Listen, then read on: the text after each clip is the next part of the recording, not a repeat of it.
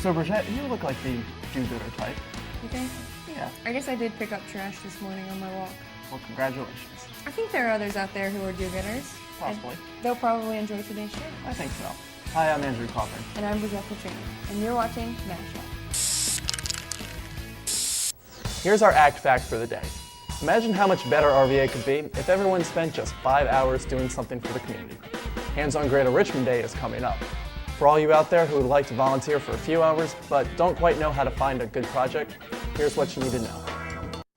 Really what we're trying to accomplish is just help open doors for people who want to volunteer and want to get engaged and don't necessarily know how. We hope that we can create a website and different access points so people who want to be involved can really easily. It's really what we hope to be, we're calling it a catalyst for service. We hope that we can get almost 500 volunteers. We're 3/4 of the way there right now. We hope to change the dialogue about civic engagement so people start thinking, hey, I can volunteer, I can make time in my life, I can carve out a Saturday to go and help a school or a nonprofit. And we're helping nonprofits organize it so they don't have that load on them and make it easy for both the nonprofits so they can get back to mission and do the work that they want to do. We're going to be working with over 28 different organizations, 28 different projects throughout the Greater Richmond community, everything from working at an animal shelter to outside at the park, different elementary schools. There's still many opportunities for projects that are still open, everything from painting murals at Maymont Elementary School, working with the James River Association, and many more. Really, logistically, our website has all the projects listed on them, and individuals that are interested can go and they can kind of scan through and say, oh, I'm interested in that, or I'm interested in that. Not even a whole day. We're saying 5 hours. It's kind of our tagline is imagine what 5 hours can do for our community. And so really, it's a snapshot of time, but if you take 500 people in 5 hours, it's a pretty big impact. I'm all about the Bark Puppy Love on the Farm project. But they've got volunteering opportunities for people who are into history, kids, food, gardening, seniors, you name it. And you only need to commit to 5 hours. For more information, go to handsongr.org and sign up. Together, we can all make a big difference in Richmond. There's a nip in the air and the leaves are falling. That can only mean one thing. No, not autumn. Autumn beer, pumpkin beers, Oktoberfest beers. So we took on the challenge of tasting and testing some of the seasonal offerings at Capitol Ale House. Our knowledgeable beer meister was Jacob, and he told us far more about fall beers than we remember. Look here.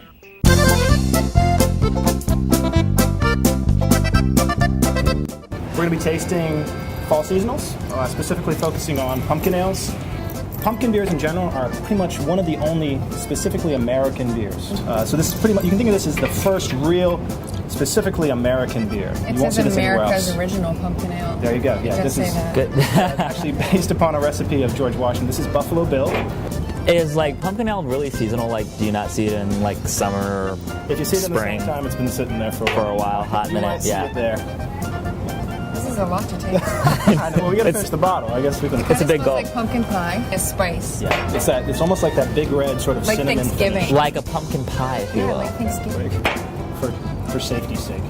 Yeah. No, I drank mine by accident. Sorry. This is way more pumpkin-y. I don't have the spice in this one. It's like raw pumpkin. You know when you open a can of pumpkin to make pumpkin cookies per se? I think you get a lot more sweet malt focused on this, less spice. Less spice. This is actually not that much different from, say, like a typical amber ale with just a little bit of extra pumpkin-y. Pumpkin difference. I can taste a big difference from the original one. It's just like pumpkin. Yeah. So not what you wanted so much. It's just pumpkin. This is one of the first beers to act. Dogfish is kind of known for doing higher gravity or stronger beer. This one's specifically known for being the first one to really increase the alcohol content. Right. And so how much percentage is this? This is 7%. 7. Why are they doing that? Are they trying to kill us? I think they're trying to please us in the only way they know how. This one just tastes like an amber ale. I don't even getting any pumpkin. The interesting thing about Dogfish Head Pumpkin is that actually every year it's a little bit different. They change the recipes. Really? Now I can guarantee you taste this next to it. We're going in the scale right now. We have most pumpkin-y, slightly less pumpkin-y. So if we were to taste this next to a Pilsner or something like a normal lager, we probably would taste the difference. Okay. Yeah. This is actually from last year. What's going on here? This is one of the first beers that actually call itself an empirical pumpkin beer. It's from Weyerbacher. Weyerbacher Brewery in Pennsylvania. Percentage is 8. Yeah. Ooh, a little deeper. We're getting higher and higher percentage. Oh yeah. And you'll definitely get more spice and more pumpkin flavors than, say, the Dogfish Head. Oh, I like that one. And it's dangerous. I mean, we have. Yeah, I can see that one being dangerous. You can have a couple of these, and you won't notice it until you try to get up off your stool. This is the brand new one from this year. It's a Southern Tier Pumpkin. We currently have this item on draft also at locations. So it's pumpkin. Pumpkin, yes. Right, almost gotcha. every variation of pumpkin will have, I'm guessing, a pumpkin. What's beer up with their attached. names? Like they're really trying to be like kind of clever with them, aren't they? They're trying. For Christmas. I mean Halloween. Christmas. You totally ruined that joke. See the 8% beer. They want Christmas. I mean, you got pumpkin pie and Christmas. What happens when you're drinking 8%? Yeah, Bridgette's already halfway in the bag, ladies and Pouring it all gentlemen. out. All right. What about this? This is probably the most pumpkin-y out of all of them. So if you're Oh, I can see. Cookies. sure, yeah, Maybe like a baked pie. be a pie. This one tastes sugary. Very good. Oh. Yeah. Oh, that's too pungent for me there, Jacob. Too much pumpkin, you said? Too much pumpkin. If you're looking for the one most pumpkin pie-like, this is probably your best choice.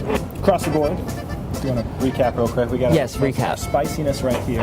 Cinnamony. Probably the most cinnamony. You have less spice, like a touch of pumpkin. Sure. It's like a can of pumpkin. Dogfish Head not so pumpkin-y, Amber ale. but very, very nice, easy to drink, and of course one of the originators of that higher alcohol content.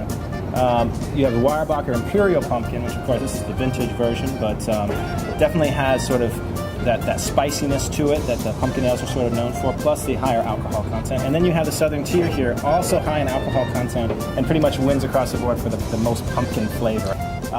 We're sold out at 2 of the locations right now. We have bottles here, and we have drafts pretty much all the way around. So we'll have the draft for a while. So to tell everyone pretty much, if you want your pumpkin ale, get here and get here fast. Yeah. Because it's going out. It's a fast-moving item. You think that was a lot of tasting? Ha! At that point, we had not yet begun to drink, my friends. So you have to check back on Friday for the big beer finale, where we switch from American to German. Cameron continues to seek out Bud Light, and Corey tries his best not to burp. Today's featured poster is the return of the midnight movie at the Bird Theater. Only 3 bones for classic cinema like The Big Lebowski, Goonies, and the animated Japanese classic Akira. Brought to you by the good folks at the New York Deli and the Bird Theater. Do we really need to tell you what time the movie starts? So, Bridget, I don't really remember what we did for the majority of the beer tasting. Really? I remember everything. I was really sober. The pumpkin. Sure. That's my new favorite beer. Oh, It's the pumpkin, delicious. the one that you hoarded, Yeah, and I that couldn't was even it. get a taste in? Yeah, thanks. Well, check back Friday, and you can see more of our beer tasting. Until then, I'm Bridget Patrine. And I'm Andrew Cochran. And yeah, you gotta learn to share. I didn't black out. I was totally sober. I just don't. I don't want Right. to drink it. That ellipsis, I don't think I should pause there. Here's what you need to know. Okay, I do need the ellipsis in there. See? Well, check back Friday, and you can see more of us drinking. Until then.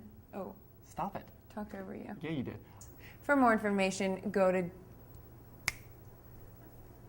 Where? On Friday, and you can see more of our antics. Until Until then, then. stop it. It's my turn.